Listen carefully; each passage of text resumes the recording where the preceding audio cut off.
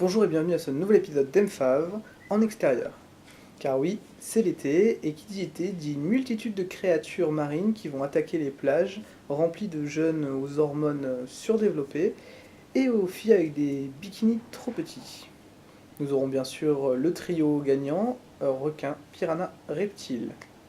Et donc pour débuter ce premier Emfave dans l'été, je vais vous parler d'un film qui ne se passe ni en été, ni sur une plage. Direction l'île d'Erin pour le film Grabber.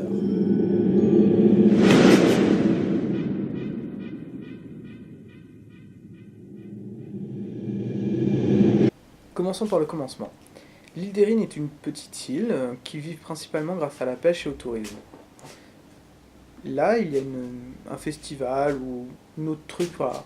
Quelque chose se passe sur le continent, du coup l'île va être quasiment déserte, ne restera que les purs villageois, quelques pêcheurs, et l'un des deux policiers de l'île. Pour le seconder, on envoie donc une remplaçante qui va venir pour prêter main forte sur cette île où il se passe jamais rien. Enfin, où il se passait jamais rien. Car bientôt, des pêcheurs disparaissent et des baleines sont retrouvées sur les plages.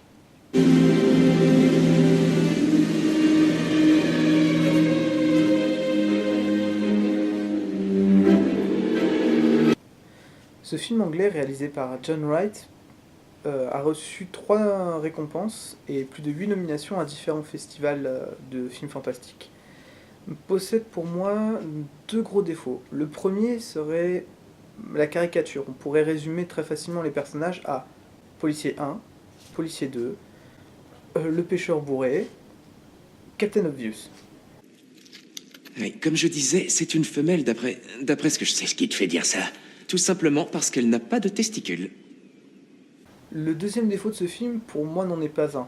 Il en est un si vous êtes imperméable à l'humour anglais, qui est quand même présent dans ce film. Hein. C'est un film anglais et c'est un film qui a beaucoup de tournures humoristiques. Mais l'humour anglais a un spécifisme qui peut rebuter plus d'une personne. Passons maintenant au meilleur point du film, son scénario. Quoi?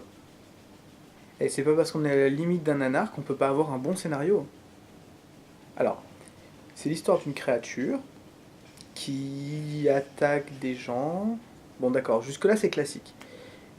Mais dites-vous bien que si les héros ont de l'alcool dans le sang, cette créature ne vous attaquera pas. Oui, pour survivre, les héros vont devoir être bourrés. Tu veux tous nous tuer? 3 grammes? Ça fait une moyenne de 10 pints chacun, en fonction de la taille et du poids. On n'a pas le droit à l'erreur. Rajoutons à cela de belles prises de vue.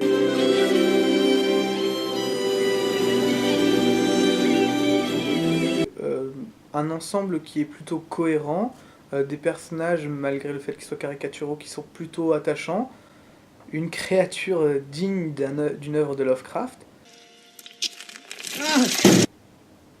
Non, c'est un cocktail parfait.